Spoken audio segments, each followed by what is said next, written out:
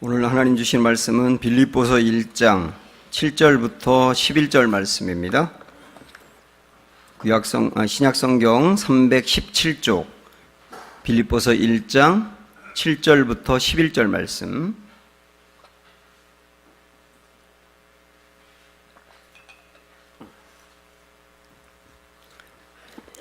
내가 너희 무리를 위하여 이와 같이 생각하는 것이 마땅하니 이는 너희가 내 마음에 있음이며 나의 맹인과 복음을 변명함과 확정함에 너희가 다 나와 함께 은혜에 참여한 자가 됨이라.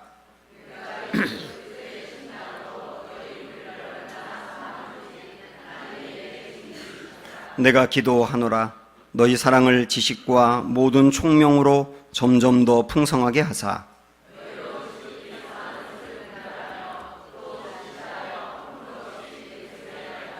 같이 읽습니다.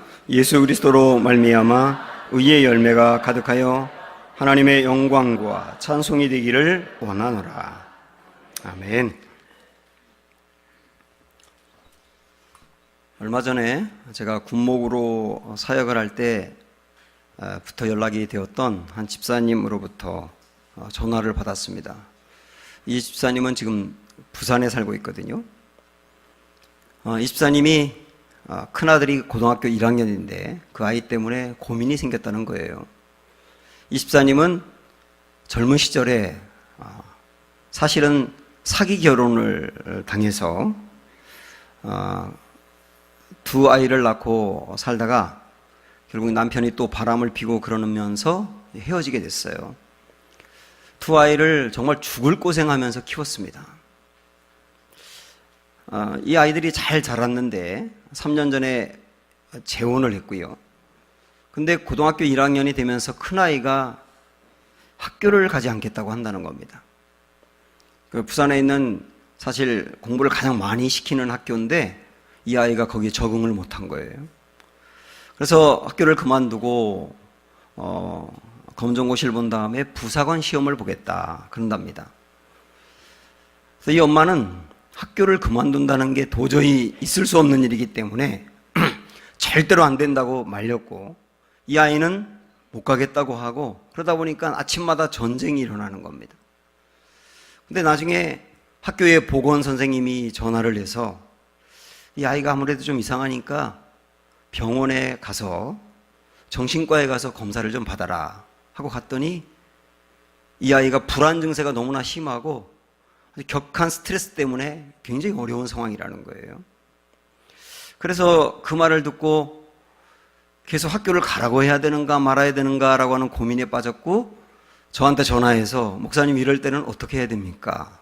그러더라고요.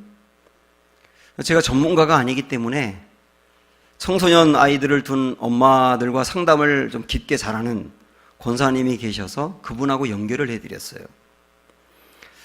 한참 후에 저한테 이제 이런 문자가 하나 왔습니다. 그 집사님이 보낸 겁니다. 목사님이 소개해 주신 권사님과 통화하면서 결국 문제는 우리 아이가 아니라 저 자신이라는 것을 깨닫게 되었습니다. 사실 저는 재혼하고 아이를 더욱 잘 키워야 한다는 생각이 강했습니다. 그런데 아이가 학교를 그만둔다고 하니까 그것을 보는 주변 사람들의 시선이 너무 무서웠어요. 아이의 고민을 헤아리기보다는 사람들의 시선을 더 의식한 제가 문제라는 것을 깨달았습니다. 이 부분을 확실히 내려놓기로 했습니다. 이게 우리의 문제일 수가 있거든요. 저는 오늘 말씀 준비하면서 이 집사님이 생각이 났는데, 오늘 이 집사님이 안고 있는 이런 고민이라든지 문제를 본문에서도 이야기하고 있습니다. 그게 뭐냐면 사랑은 사랑인데 총명이 없는 사랑을 한 거예요. 바울은 빌립보 교인들에게 편지하면서 그들을 사랑하는 마음을 표현하면서 내가 당신들을 위해서 기도한다, 그렇게 이야기하거든요. 기도하는 내용은 굉장히 중요한 거겠죠. 우리에게도 상당히 중요한 내용입니다. 근데 기도하면서 제일 먼저 언급하는 것이 9절의 말씀이거든요. 한번 보세요. 시작. 내가 기도하노라. 너희 사랑을 지식과 모든 총명으로 점점 더 풍성하게 하자. 여기 보면 사랑을 지식과 총명, 모든 총명으로 라고 말합니다. 사랑은 사랑인데 지식 플러스 총명이 있는 사랑이라는 거예요. 이게 무슨 사랑을 말하는가? 지식이라고 하는 것은 무엇이 사랑인지를 아는 거거든요. 근데 총명이라고 하는 것은 내가 알지만 어떻게 사랑해야 되는지를 아는 거예요. 이 두 가지가 갖춰져 있지 않으면 그 사랑은 맞지만 왜곡될 수 있다는 겁니다. 우리가 자녀들을 대할 때나 같은 교회 안에서 성도를 대할 때, 직장에서도 분명히 나는 사랑으로 하는데 받는 사람은 상처받는 경우가 있어요. 부모는 내가 사랑으로 자녀에게 대한다고 대하는데 그 사랑을 받는 자녀는 사랑을 받았다고 생각하는 게 아니라 상처로 남는 경우가 많다고요. 왜 그러냐면 지식은 있는데 총명이 없었기 때문입니다. 그래서 사랑을 갖되 지식 플러스 총명, 무엇이 사랑인지 알 뿐만 아니라 그 사랑을 어떻게 하는 것이 진짜 좋은 사랑인지를 아는 게 상당히 중요하다고요. 아까 앞에서 말씀드린 집사님은 자녀를 정말 사랑하긴 하는데 총명이 부족했던 겁니다. 자, 그런데 우리가 좀 아까 읽었던 9절의 말씀에서 우리가 또 하나 주목해 봐야 될 것은요, 다시 한번 보세요. 내가 기도하노라 너희 사랑을 지식과 모든 총명으로, 그 다음에 뭐라고 말씀합니까? 점점 더 풍성하게 하사 그랬습니다. 사랑이 점점 더 풍성하게, 이 말은 뭐냐면 사랑도 자라야 된다는 거예요. 점점점 자라야 된다는 겁니다. 여러분 어떠십니까? 여러분 나이를 먹어가면서 신앙생활한 그 횟수가 한 해 한 해 더 많아지면서 여러분의 사랑도 더불어 자라가고 있나요? 우리의 키도 자라야 되고 생각도 자라야 되고 영향력도 자라야 되는 것만큼 사랑도 자라야 되는 겁니다. 제가 스크린에 올리지 않았지만은 데살로니가 전서 1장하고 후서 1장에 있는 말씀을 이렇게 비교를 해봤어요. 데살로니가 전서 1장 3절에 보니까 바울이 데살로니가 교인들을 칭찬하면서 너희의 믿음의 역사와 사랑의 수고와 소망의 인내를 칭찬한다고 얘기합니다. 그러니까 이 데살로니가 교인들은 믿음과 사랑과 소망, 이 세 가지를 가지고 있었어요. 그런데 데살로니가 후서를 가보면 이제 몇 년 시간이 지난 다음에 그 후서 말씀의 1장에 똑같이 3절을 보니까 거기엔 또 이렇게 말합니다. 너희의 믿음이 더욱 자랐다. 그 다음에 또 이어서 뭐라고 말하냐면 너희의 사랑이 풍성해졌다. 데살로니가 전서에서는 믿음이 있다, 사랑이 있다라고 말했는데 데살로니가 후서에서는 그 믿음이 자랐다, 사랑도 풍성해졌다 이렇게 말한다고요. 그러니까 시간이 지나가면서 믿음이 자라야 된다는 거예요. 그리고 사랑도 자라야 된다는 겁니다. 여러분 어떠세요? 시간이 지나가면서 사랑이 자라나요? 많은 분들의 사랑이 자라고 있지만 어떤 사람은 시간이 아무리 지나가도 사랑이 정체되어 있는 분이 있어요. 내가 사랑하는 그 사람만 사랑하고, 품지 못하는 사람은 10년이 지나도 20년이 지나도 그런 스타일은 또 못 품는 거예요. 그거는 머물러 있는 겁니다. 어떤 사람은 오히려 시간이 많이 지났는데 신앙생활하는 횟수는 더 늘어났는데 사랑은 좁아지는 사람이 있어요. 사랑의 길이도 짧아지고 깊이도 좁아지고 그런 사람이 있다고. 바울은 처음 선교사가 되어서 선교 활동을 시작할 때는 사실 사랑이 좁았습니다. 그가 바나바와 함께 처음 선교사로 파송이 되어서 시작할 때 사실 함께 따라갔던 사람이 있었는데 그가 청년 마가였거든요. 마가복음을 집필한 마가. 그런데 이 마가가 비시디아 안디옥이라고 하는 곳에서 너무 힘들다 보니까 중도에 포기했습니다. 근데 집에 돌아갔다가 자기가 부름을 받고 선교를 했다가 포기한다는 것이 마음에 걸렸던 것 같아요. 그래서 다시 한번 해야 되겠다 하고 연락을 합니다. 나를 다시 받아달라. 그러니까 바나바는 다시 돌아온다고 하는 이 마가를 두 손 벌려 받아들이겠다 그래요. 사람이 실수할 수도 있는 거지. 또 받아줘야지. 그렇게 생각을 합니다. 그런데 바울은 한 칼에 잘라버립니다. 한 번 포기한 놈은 또 포기한다는 거예요. 그리고 함께 하던 사람이 중도에 그만두면 다른 사람까지 영향을 받기 때문에 안 된다는 겁니다. 그래서 이 문제로 바나바와 바울이 격하게 싸웠어요. 그리고 결국은 두 사람이 갈라집니다. 바나바가 바울에게 멘토였거든요. 바울이 힘들고 어려울 때 잡아줬던 사람이 바나바고 그를 성장시킨 사람이 바나바인데, 바울은 자기에게 그 멘토 같은 바나바와도 헤어지면서까지 그렇게 강했던 거예요. 그에게는 열정이 있었고 헌신이 있었지만 그러나 사랑은 너무나 좁았던 겁니다. 그러나 시간이 지나면서 그의 사랑이 자라거든요. 그래서 빌립보서는 바울이 로마의 감옥에서 쓴 것이기 때문에 그의 인생의 거의 막바지 후반전에 쓴 겁니다. 시간이 상당히 지난 거예요. 빌립보 교회는 바울에게 잘하긴 했습니다마는 그러나 교회 안에 분열이 있었습니다. 교인들끼리 싸웠어요. 그리고 갈라졌어요. 분열되어 있었어요. 사실은 교인들이 분열되어 있는 것을 보는 목회자의 마음은 항상 아픈 겁니다.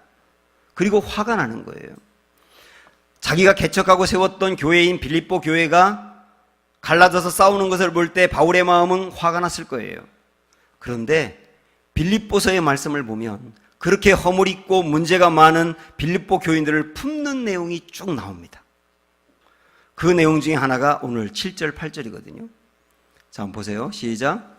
내가 너희 무리를 위하여 이와 같이 생각하는 것이 마땅하니 이는 너희가 내 마음에 있음이며 나의 맹인과 복음을 변명함과 확정함에 너희가 다 나와 함께 은혜에 참여한 자가 됨이라. 내가 예수 그리스도의 심장으로 너희 무리를 얼마나 사모하는지 하나님이 내 증인이시니. 바울이 허물이 많고 문제가 많은 그 빌립보 교회의 교인들을 보면서 뭐라고 말하냐면 당신들이 내 마음에 있다. 내 안에 당신이 있다. 얼마나 이 귀한 표현입니까? 그러면서 내가 예수 그리스도의 심장으로 당신들을 사랑한다. 십자가에서 죽기까지 죄인들을 포용하셨던 예수님의 심장이 내 안에 있다. 내가 그 마음으로 당신들을 사랑한다. 그러니까요, 초기의 바울과 지금의 바울을 비교해 보세요. 얼마나 그의 사랑이 자랐는가. 사랑은 자라야 되는 거예요. 결국 사랑이 자란다는 말은 예수님의 심장을 갖게 된다는 뜻이에요. 사도행전 16장에 보면 바울이 빌립보 지역을 전도하다가 잡혀가지고 옥에 갇힙니다. 거기서 온몸이 착고에 채이고요,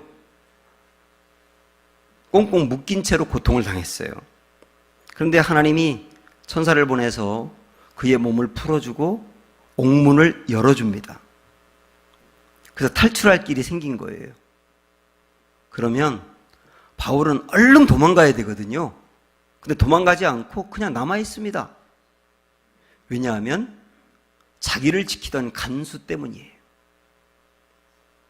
간수가 자기가 분명히 지키는 죄수였는데 옥문이 열리며 없어진 것을 보고 자살하려고 했거든요.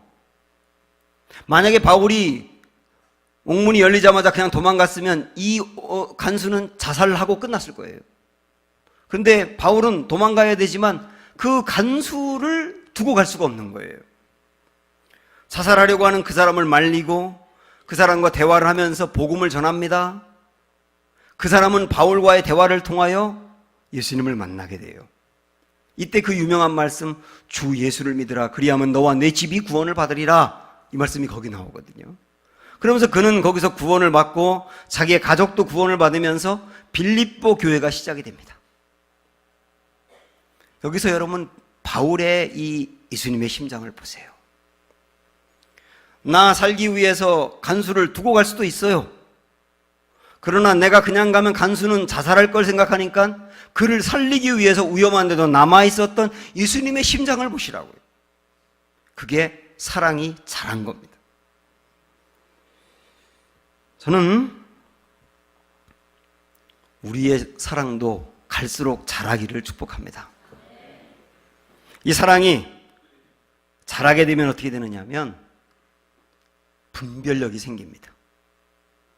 사랑 안에 지식뿐만 아니라 총명이 있다 보니까 정말 사랑을 어떻게 해야 될지를 아는 분별력이 생긴다고요. 그 10절에 나오죠. 시작.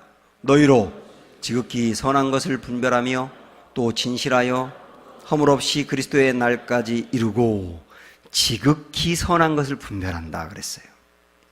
지극히 선한 것, 무엇이 옳은지를 정확히 아는 것을 말하는 겁니다. 예수님을 보십시오. 예수님은 누구나 사랑합니다.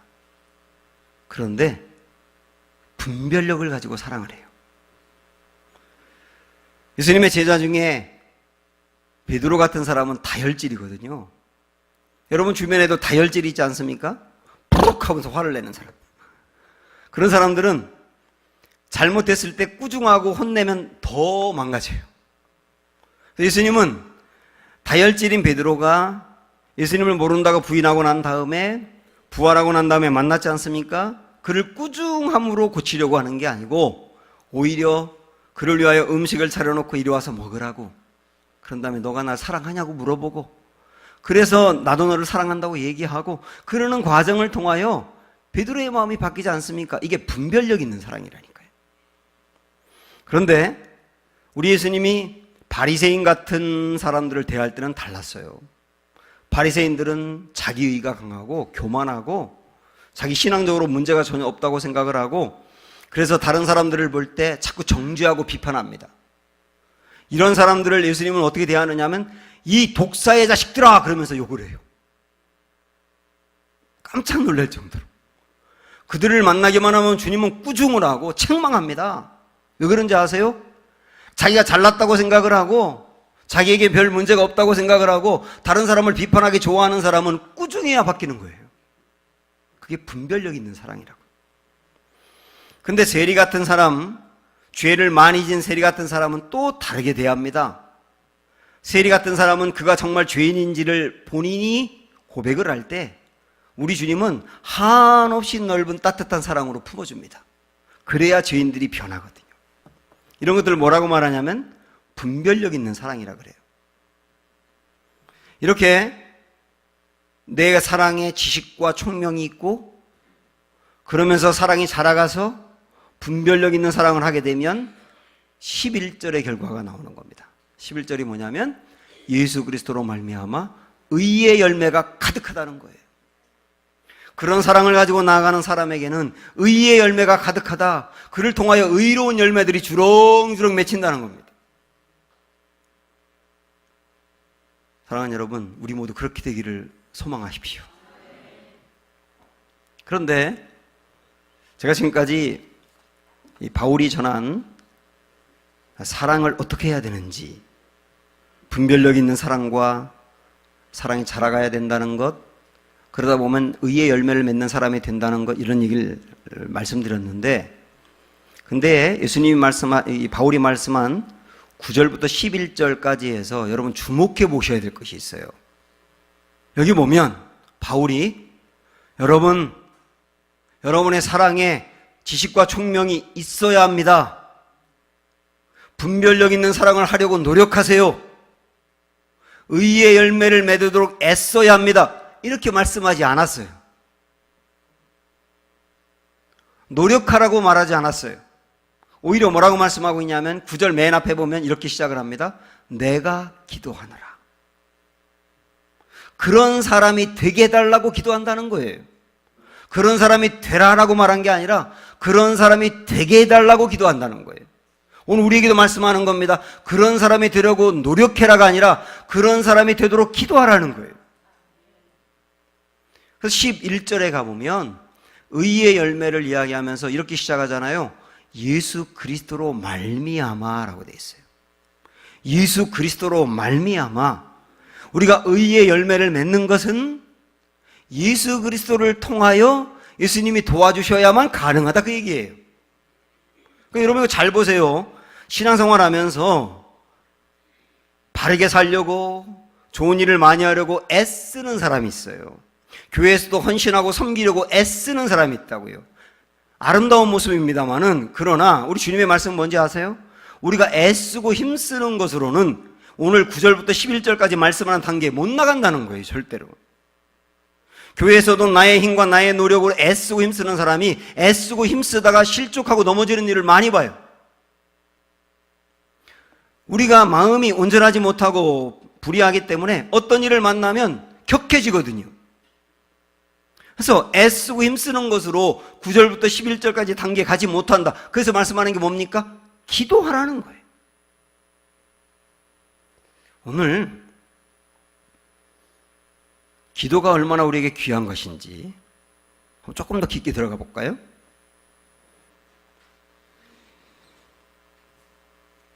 우리가 기도하는 시간에 받는 최고의 은혜는 기도 응답을 받는 겁니다.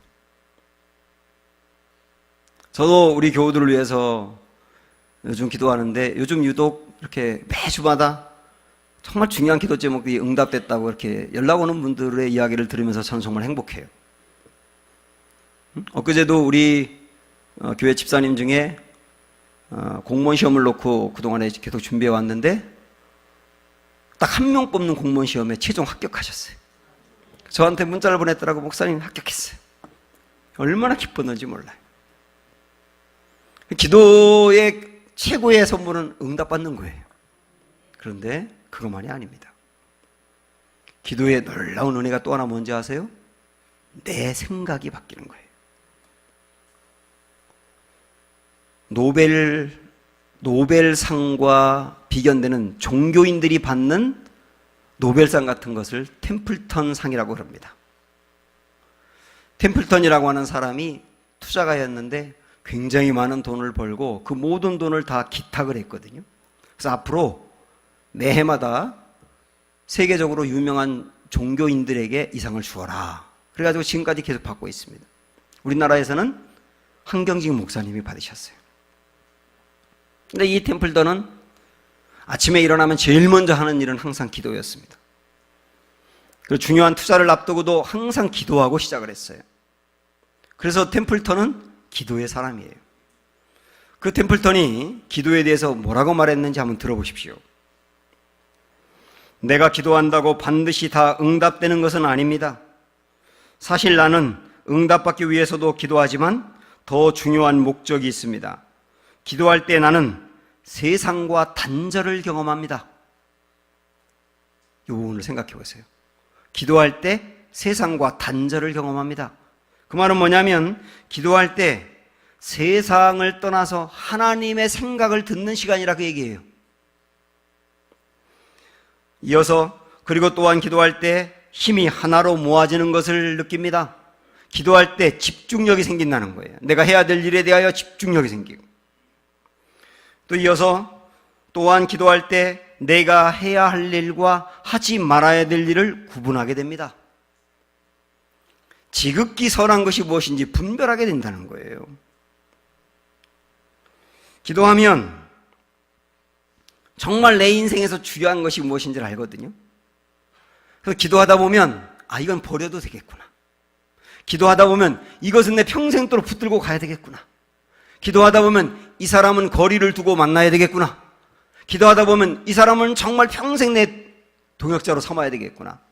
이런 게 구분이 된다고요. 지극히 선한 것이 무엇인지를 하나님의 생각을 들으면서 구분할 줄 아는 게 기도 시간이라고요. 민수기 16장의 말씀을 보면요, 이스라엘 백성들이 가나안 땅을 향해서 진군하다가 큰 위기에 빠집니다. 모세의 친척이었던 고라라고 하는 사람이 250명의 사람들과 함께 반역을 일으켜요. 그래서 이스라엘 공동체가 위기에 빠졌습니다. 사실 리더는 위기에 빠진 공동체를 수습하는 사람이거든요. 모세가 어떻게 수습해 가는지 보세요. 그가 반역을 일으켰을 때 모세는 일단 그 사람을 불러서 왜 그런지 불만을 들어요. 그랬더니 아주 쉽게 말씀드리면 고라가 하는 말이 뭐냐면, 내가 능력 있는 사람인데 성전 안에서 성전에 있는 기구를 옮기고 들고 뭐 고치고 이러는 일을 할 사람은 아니거든요. 내가 더 큰 일을 해야 될 사람인데요. 사실 그런 일을 얼마나 기합니까? 그래서 불만을 가진 거예요. 그 말을 듣고 모세가 화가 납니다. 그런데 화가 나 있는 상태로 뭔가 결정하면 대부분 실수예요. 모세는 화가 났을 때 어떻게 했느냐면 기도합니다. 그리고 하나님 앞에 가만히 머물러 있어요. 그때 하나님이 모세에게 한 말이 뭐냐면, 너는 아무것도 하지 마. 그냥 가만히 있어. 아무것도 하지 마. 내가 할게. 기도하니까 주님이 하시거든요. 그래서 고라와 250명의 사람들이 지진으로 죽어요. 그 다음에 그들이 죽고 난 다음에 이스라엘 백성들이 또 갑자기 모세에게 원망하면서 당신 때문에 사람들이 죽었다 그러는 거예요. 모세는 아주 억울해요. 왜냐하면 자기가 한 일을 가만히 있는 것밖에 없었거든요. 기도하고. 근데 모세한테 책임을 지라는 겁니다. 그때는 모세 또다시 하나님 앞에 나아가 머물러 있어요. 이럴 때는 어떻게 해야 되나요? 하나님, 내가 할게. 하나님이 하세요. 그래서 백성들 사이에 연병이 생기면서 전염병 때문에 사람들이 막 쓰러져 나가는 겁니다. 그때 모세는 또 하나님 앞에 또 갑니다. 아무리 그렇다고 해서 연병을 주시면 어떡합니까? 하나님, 이 백성들 고쳐주세요. 하나님이 모세를 보면서 고쳐주세요. 그래서 백성들이 모세의 지도력을 인정하면서 공동체가 견고히 서가게 됩니다. 저는 이 일련의 과정들을 쭉 살펴보면서 기도는 뭐냐? 때로 우리가 살다 보면 화가 날 때가 있잖아요. 때로는 불만이 생길 때가 있잖아요. 그런데 기도는 뭐냐? 하나님 앞에 머물러 있다 보면 그 순간에 지극히 선한 일이 무엇인지를 분별하는 시간이 되는 거예요. 여러분, 이게 얼마나 중요한지 모릅니다. 제가 존경하는 한 평신도 권사님이 계십니다. 우리 교회 다니는 분은 아니고 다른 교회 다니는 분인데, 원래 이분은 상당히 약사빠른 분이었어요. 홍대 미대를 나왔고 독실한 불교 신자였는데, 자기가 좋아하는 오빠가 목사님 아들이다 보니까 목사님 집안으로 시집을 온 겁니다. 그래서 교회를 목사님 며느리다 보니까 안 다닐 수는 없고 정말 억지로 다녔어요. 오직 이 사람의 관심과 행복은 돈이었어요. 그래서 가지고 있는 것으로 투자하고 투자해서 벌써 10수년 전에 5억 가지고 투자해서 4억을 더 벌어들이고, 그러면서 돈이 불어나는 그 재미에 홀딱 빠졌었습니다. 그렇게 생활하다가 시어머니인 목사님 사모님이 보이는 그 기독교인으로서의 고결한 모습을 보면서 감동받아가지고 교회에 똑바로 나오기 시작했어요. 그러던 어느 날 이 집사님이, 이 권사님이 하나님 앞에서 진지하게 기도하게 됐습니다. 지금까지 내 관심은 돈이었는데, 그리고 돈이 모아지는 것만큼 내가 행복했는데 앞으로 내 인생도 이렇게 계속 가야 될 것이냐. 정말 진지하게 하나님 앞에서 하나님의 생각을 묻기 시작한 거예요. 그러다가 하나님이 이 분에게 우리 인생에서 지극히 선한 것이 무엇인지를 알려주십니다. 그것이 뭐냐면, 앞으로 남은 나의 인생 오직 돈에만 빠져있지 말고 사람들을 살리고 세우는 일에 내 인생 들이자. 이게 이분이 얻은 결론이었어요. 제가 여러분에게 드리는 이분에 대한 이야기가 꼭 우리도 똑같이 이분처럼 살아야 된다는 것은 아니지만, 이분이 기도하면서 지극히 선한 것이 무엇인지를 알고 인생이 바뀐 걸 들어보세요. 그 다음부터 이분은 돈이 없어가지고 미술적인 재능은 있는데 공부하지 못하는 아이들을 모아놓고 재능 기부를 합니다. 그래서 그 아이들을 미대를 보내요. 미술 치료를 통하여서 장애가 있는 아이들, 어려운 아이들을 치료해가지고 정상인으로 고쳐줍니다. 그리고 청소년 아이들을 둔 엄마들이 고민이 많잖아요. 이분들 만나서 상담하면서 가정을 세워주는 일을 해요. 그 일에 행복을 느끼면서 다년간 그 일을 했거든요. 그런데 그 분에게 딸이 하나 있었어요. 이 딸이 엄마 아빠의 그 재능을 닮아서 그림을 잘 그려가지고 예고를 다니고 있었습니다. 그리고 미대를 가려고. 그리고 고3이 딱 됐는데 수시를 넣으려고 하다 보니까 미대 수시로 들어가려면 수상 경험이 있어야 된다는 거예요. 그런데 이분은 다른 사람들을 세우고 살리는 일에 빠져 살다 보니까 자기 딸 받는 것도 챙기지 못한 거예요. 그러다가 교회에 어떤 새가족이 와가지고 등록 신방을 갔는데 목사님과 이 또 권사님이 함께 그 신방에 따라가게 된 겁니다. 근데 그 자리에서, 신방하는 자리에서 목사님이 이 권사님에게 묻더랍니다. 권사님 딸 지금 고3이죠? 예, 고3이에요. 대학은 어떻게 될 것 같아요? 이렇게 물어서 아무래도 홍대 미대를 목표로 공부해 왔는데 어려울 것 같습니다, 목사님. 그랬답니다.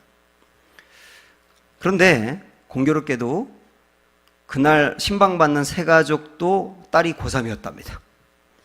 그러니까 목사님이 이번에는 그분에게 집사님의 딸도 고3이라는데 대학 어떻게 될 것 같아요? 물어보니까 이 새가족이 눈치가 코치였던 것 같아요. 뭐라고 대답을 했냐면 우리 딸은 실수만 안 하면 서울대학교 갈 것 같아요. 그런 거 싹 이렇게 줘박아 줘야 되는 거예요. 그런 얘기는 그때 할 게 아니잖아요. 권사님이 이 이야기를 듣고서 마음에 절망이 몰려왔답니다. 나는 무엇인가? 나는 지금 제대로 살아가고 있는가? 우리 아이의 미래는 어떻게 될 것인가? 이런 생각이 막 들면서 그날 밤에 한숨도 잠을 이루지 못하고 마음에는 실망감, 무력감, 낙심, 후회로 가득 차게 된 거예요.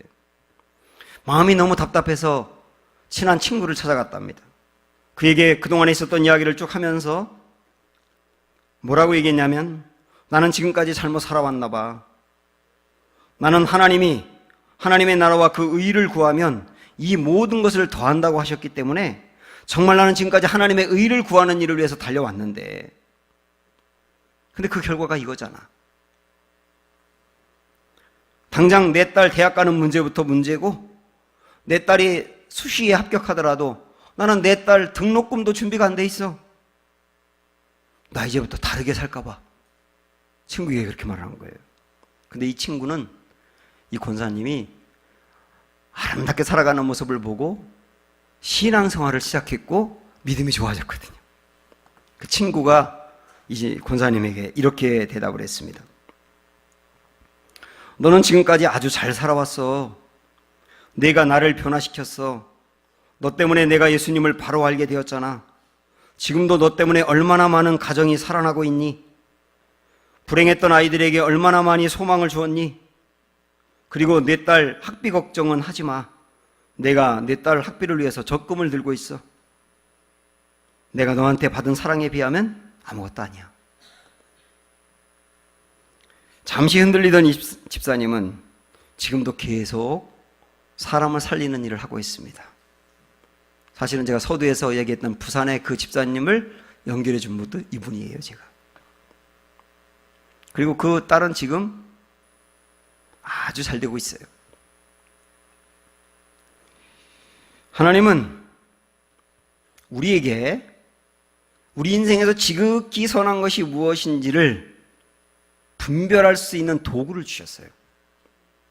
내 인생에 정말 행복한 것이 무엇인지 우리가 알려줄 수 있는 도구를 주셨다고 해요. 그게 기도입니다. 우리 여기 배동욱 권사님 계시지만은 배동욱 권사님도 청라 지역으로 이사 와가지고 이 지역의 문화예술이 완전히 무너져 있는 걸 보면서 100일 동안 기도를 하셨대요. 하루도 빠짐없이 100일 동안 기도하면서 내가 어떻게 해야 될까요?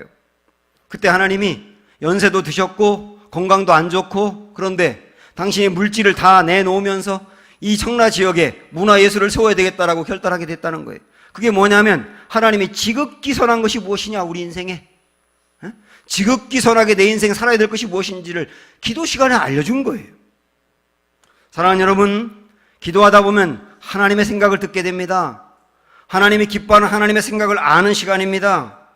그리고 기도하다 보면 내가 미처 생각하지 못했던 것을 생각나게 하시는 시간이기도 합니다. 우리 인생에 지극히 선한 것이 무엇인지 분별하게 합니다. 그러면서 기도 시간에 하나님의 마음, 예수님의 심장을 품고 결정하게 합니다. 이게 기도의 은혜예요. 바울은 기도하다가 지극히 선한 것이 무엇인지를 발견할 수 있다 말씀하고, 그렇게 계속 기도하며 나아가다 보면 결국 우리 인생에 의의 열매를 맺는다고 이야기합니다. 다시 한번 10절 말씀 보세요. 시작. 또 진실하여 허물 없이 그리스도의 날까지 이루고 예수 그리스도의 말미암아 의의 열매가 가득하게 하여 하나님의 영광과 찬송이 되기를 원하노라. 우리가 지식과 총명이 있는 사랑을 하게 되고 지극히 선한 것이 무엇인지 분별하며 살다 보면 내 안에 진실이 생기는 거예요. 진실은 내 안에 있는 마음을 얘기하고요, 허물 없이는 진실한 마음 갖고 살아가는 삶을 이야기합니다. 마음은 진실하게 되고 삶은 허물 없게 되고, 이것이 뭐 통하였느냐? 기도를 통하였는다는 겁니다. 이렇게 살다 보면 당연히 결론은 뭘까요? 의의 열매를 맺는 거예요. 그 사람을 통하여 의로운 일들이 주렁주렁 열매를 맺는 겁니다. 사람들이 살아나요. 사람들이 회복됩니다. 그가 가는 곳에 하나님의 역사가 나타나요. 사람들을 행복하게 해줘요. 기쁨을 유통하는 사람이 돼요. 이게 바로 의의 열매 아닙니까? 이 의의 열매를 맺도록 우리를 인도하는 분이 주님인데요, 우리가 그 인도함을 받는 시간이 언제라고요? 기도 시간이라고요. 우리는 죽었다 깨어나도 나의 노력으로 이렇게 살아가지 못합니다. 그러나 기도하다 보면 주님이 우리의 마음을 바꾸고 살아갈 수 있는 힘을 주셔서 의의 열매를 맺는 인생이 되게 한다 말씀하십니다. 기도 설교의 결론은 항상 똑같아요. 다시 기도 시작하세요. 아멘이 형편없이 없지만 그리들이라고 믿으면서 찬양하시죠. 나의 힘이 되신 여호와여.